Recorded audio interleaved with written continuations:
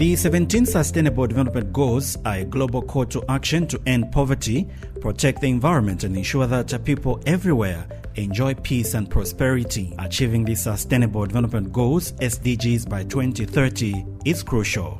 The crew toured 3 districts, namely Kasama, Nyimba, and Katombola, to assess progress made on some Sustainable Development Goals. Many African countries face high poverty levels, and Sustainable Development Goal number 1 aims at eradicating poverty in all forms.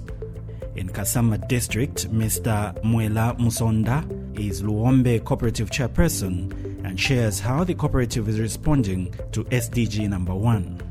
As things stand now and where we are standing, one can see that in a small area, like last year, we had to plant more than 1 crop in a small area, and we have had to harvest enough food for us in a small area, meaning that we have improved and maybe we have shifted from the traditional way of doing agriculture, where we used to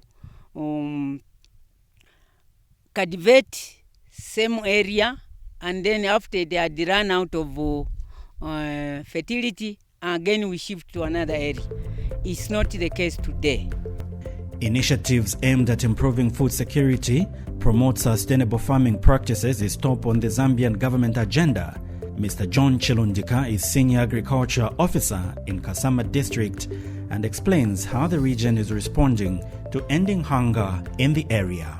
We have seen a transformation in terms of mindset of our farmers, because we have what are called SIPs, Sustainable Intensification Practices, where farmers are practicing climate-smart agriculture in terms of not burning the crop residue.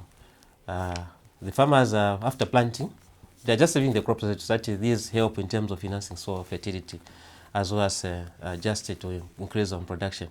Farmers are also embrace the concept of a minimum soil disturbance. In as much as we are in Region 3, where we receive rains above 1,200 millimeters, we have seen these effects now of dry spells for Kasama, droughts in some cases. We have maybe 10 days of no rains.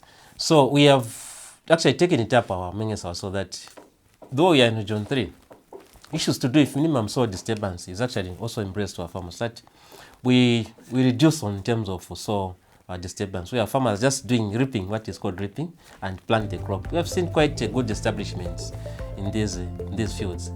And Meheba resettlement in Northwestern Province is making strides in realizing SDG number 2. Mr. Victor Nanga is project coordinator, Meheba Field Office under Caritas Czech Republic. He highlights how the resettlement is faring on SDG 2. We have got the agriculture-related programs and the non-agriculture-related programs. So under the agriculture-related programs, we focus on the production. We have got the production component, the value addition component, and also the marketing component. Under the production component, there are some value chains we have established where we are supporting farmers. We have supported farmers with the inputs. So we have got a rice value chain where we have supported a number of farmers with improved rice variety. That's the Mongo Super Rice, which could compete with other varieties on the market. Then we have got the soybeans value chain where we have supported a number of soybeans farmers with the soybeans seeds, and also we have got a vegetable value chain where we have supported a number of refugees and the host community within the settlement with some vegetable seeds. So the overall aim of our livelihood programs is to promote self-reliance amongst the refugees and also the host community. That would reduce dependence on government, on UNHCR and other donors. And also it would reduce inequality amongst the people we are working with within the settlement. Another constituency responding positively to SDG number 2 is Katombola in Southern Province. At Kabuyu Bulking Center, Farmers have come together to form a cooperative. They buy and stock farming products from small-scale farmers and sell when the commodity is on high demand. This is under the Strengthening Climate Resilience of Agriculture, Livelihoods and Agro-Ecological Region project. Mrs. Angela Siulikwa, a member of the center, explains how members are earning a living from the initiative. We started buying the commodities in 2021. We decided to buy sunflower, maize, and cowpeas. We supplied to World Food Program because they wanted cowpeas to supply to the areas they wanted to feed people around Central Africa. And then later, we got a contract with the education sector in Kazungula district, where we supplied in schools. We supplied maize and cowpeas.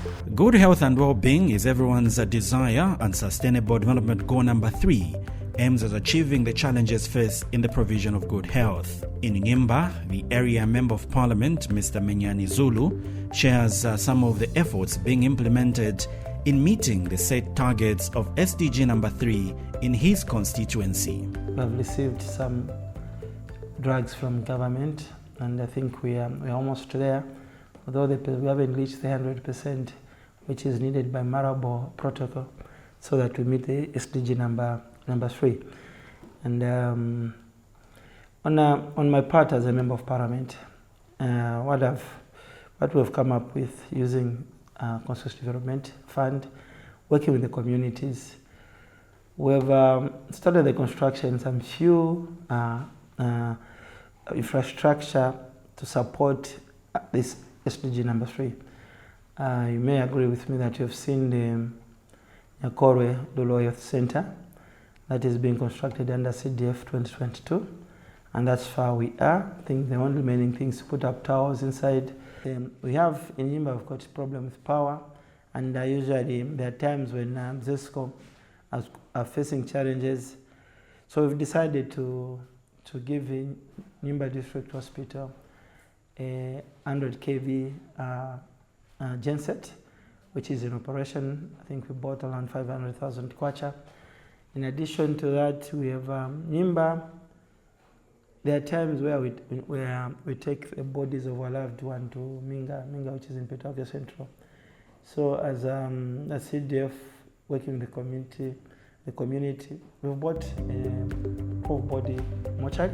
And Nyimba District Health Director, Dr. Martin Imbewe, shares some of the efforts the district is making in meeting the targets of SDG number 3. Just last year, in the mass recruitment of over 11,000 healthcare workers, we had 50 staff that were recruited. This year, from the allocation of 3,000 as a district, we've received our fair share of 8, and this has moved our staff establishment to around 55% completion. And this is key because we do realize that human resource for health is key in ensuring that we're able to achieve SDG number 3. In terms of healthcare financing, we are glad to report that there's been a stable form of financing in health. We've been able to receive our operational grants on a regular basis, and this has allowed us to ensure that we are able to run our hospital in a manner that is clean, caring, and competent. Then as a district hospital, we are also under NEMA accreditation, and this allows our community to be able to access services without a financial burden. Despite the numerous successes Nyimba constituency has scored in achieving Sustainable Development Goal number 3, the district faces a number of challenges. One of the biggest challenges that we've had is the delay in completion of our Phase 2 hospital. At the moment, we are running our district hospital in 2 different places, 5 kilometers apart. What this has meant is it's increased the cost of doing business because we have wards on one place and theatre on the other side. So it's our plea that the Phase 2 be completed to ensure that we run the hospital in one place. I think the other bigger challenge is the fact that as a district, we are probably the second biggest district in the province in terms of surface area. Unfortunately, the healthcare financing at the moment is per capita based, so it's based on the number of people you have rather than the distance that you have to cover to offer that service. So when you're running a district as vast as Nyimba, the cost of having to move that patient from one point to the referral site is higher because of the longer distances that you would basically have. Meheba resettlement in Solwezi is also making strides in realizing SDG number 3. Jagaimo Clinic is under the United Church of Zambia and is providing affordable and sustainable health services to both refugees and the host community.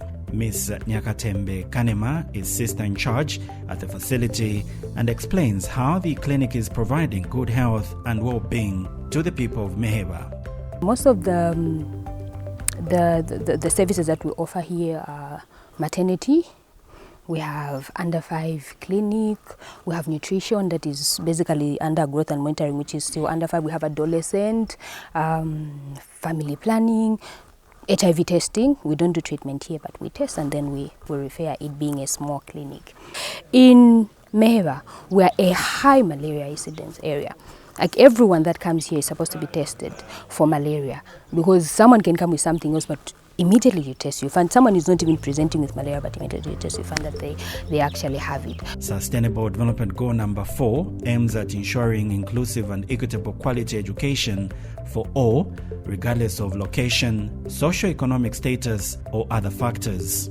Mr. Michael Mwemba, a teacher at Nyimba Boarding Secondary School, explains how the school is responding to this goal. We have ensured that we have partnered with a number of organizations. Of course, government keep girls in school to just ensure that as many as possible children have actually access to this quality education. I'm aware that there are a number of vulnerable children who are being assisted by the Keeping Girls in School program, who are being sponsored here. I'm aware that government also is able to come through VOCs who are being assisted. We also have a number of children, more than 100 children being sponsored through Constituency Development Fund. And I'm sure all these are attempts to ensure that our children, especially around our community, are able to access the quality education which is highly needed. And Ms. Jennifer Bwalia, another teacher at Nyimba Boarding Secondary School, highlights how teachers and school clubs are contributing to the attainment of SDG number 4. We are teaching learners various skills that will enable them acquire quality education. In this club, we are talking about how we can curb child marriage, drug trafficking, as most of these are really dragging learners from not attending quality education. We are able to go through various communities to sensitize parents on the importance of quality education by them not allowing early child marriages. Once a child is educated, poverty levels will reduce. And once we explain to parents the dangers of drug trafficking, they're able to know the importance of educating a child. Infrastructure such as classroom and computer laboratories are essential for providing access to quality education, especially in rural areas where educational resources may be scarce. Adequate infrastructure ensures that pupils have a safe and conducive learning environment. Nyimba Member of Parliament, Mr. Menyani Zulu, explains how the district is faring in meeting this goal. We've built about 7 schools and we've renovated about 4 schools. And these are Msima renovation. We've done the renovation of Ngambwa, construction of there is an area called Mshalila, which is close to Luangwa River. Actually, it happens to be in Nyimba. Water is life, and the boreholes in rural areas contribute significantly to meeting goal number 6, which focuses on ensuring the availability and sustainable management of water and sanitation for all. Mr. Elias Musonda is a Lukupa Ward councillor in Kasama Central constituency and shares how his ward is faring on SDG number 6. We've done boreholes, like you saw, they are just about 2, so that was not sufficient, and this is how we partnered with Chambeshi and World Vision to do piped water using the tanks, the boreholes that we've done already. This water is not coming from Lukupa intake, but from the boreholes that have been done in these communities. So we are hoping that once everything is done, we can even get water straight from the piped water from Milima or Lukupa River, where we are getting the water for Kasama district. But we are praying that government and through other many partnerships and mechanisms, we can put up this fight more concerted effort together so that we can achieve what our people at the lower level, at the ward level, at the constituency level and at district level, what they need. It is evident that investment in infrastructure, technology and innovation is crucial for economic development and connectivity within and beyond borders.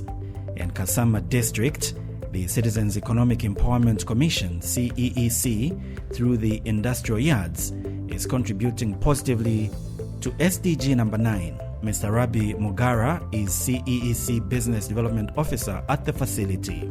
He explains how the facility is contributing to the attainment of goal number 9. It has really helped the community within Kasama as well as outside Kasama district in all these surrounding districts of Northern Province. So under the agro-processing sub-project, we have, as a project also, have supported over 3,000 small-scale farmers with cassava chips. So these we are linking these cassava farmers to these cassava processors within the yard. I think we are able to see Itawa Investment, one of the processors who are doing cassava processing. So we have 3 cassava processors within the yard. So apart from that, the facility has helped a lot of farmers, those who are bringing their sunflower, their soybeans. So the yard has provided market to these small-scale farmers who are bringing their produce. Mr. Mugara highlights how the Kasama Industrial Yard has brought in the aspect of innovation. If we look at these SMEs we have supported, we have those who have brought in their innovation, those who are into metal fabrication. They're able to make egg incubators using various technologies that are being useful. We also have new innovation in wood processing. I think we are able to see those who are making furniture as well as beehives from the wood sector.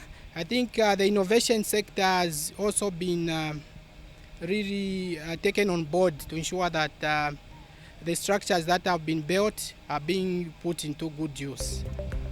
And Mr. Musonda Chansa is Chief Operations Officer for Tabwa Investments in Kasama District. He shares how his organization is contributing to the attainment of SDG number 9 through value addition to cassava business. The aspect of innovation comes in what happens with the cassava. Because, before now, cassava was just something that we would just buy on the streets and we like it dry and roasted. But now we're using it for production of greener energy, ethanol. Like in Zambia now, it's policy that every petrol-propelled car should be blended 10% with ethanol, bioethanol. And your number one source of bioethanol is now cassava because it gives you the highest yield. So that has been the innovation in and around cassava here. And obviously we're not just stopping at the processing, we're also looking at actually going into the final markets that will help us to have a greener earth and more innovation that gives a better benefit in the backward linkage to the farmer. Sustainable Development Goal number 10 focuses on reducing inequalities within and among countries. Solwezi West Member of Parliament, Mr. Nicholas Mukumbi, shares how his constituency is responding to SDG number 10 when it comes to reducing inequalities between refugees and the host community in Meheba resettlement. We are providing them with in the area of, say, education, where government has a hand in, say, employing teachers. We were given 30 teachers. That went specifically into deployed specifically into the refugee camp. which is a plus to all of us. Because we have about 13 schools in there. Community schools, of course, are 3, and then we have 8 primary schools and 2 secondary schools, which we are supporting fully as a government. We have health posts in there, or what we call clinics. And last year we received about 15 nurses, which is also a plus, because we are looking at their health as well, health perspective, and also looking at their education. So the more we bring in teachers, the more they get the education that is needed for them to go and contribute positively as they go back to their countries. Traditional leaders often hold influential positions within their communities and can serve as advocates for marginalized groups. His Royal Highness Chief Mumena of the Kaonde-speaking people hosts one of the biggest resettlements in Zambia, the Meheba resettlement. Traditional leader highlights how his chiefdom is working with government and other stakeholders in reducing inequalities among people of concern.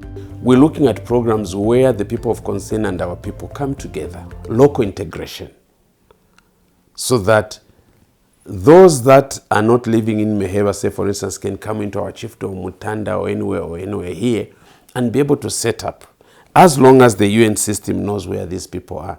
So we are promoting local integration. We are also promoting the integration of cultures.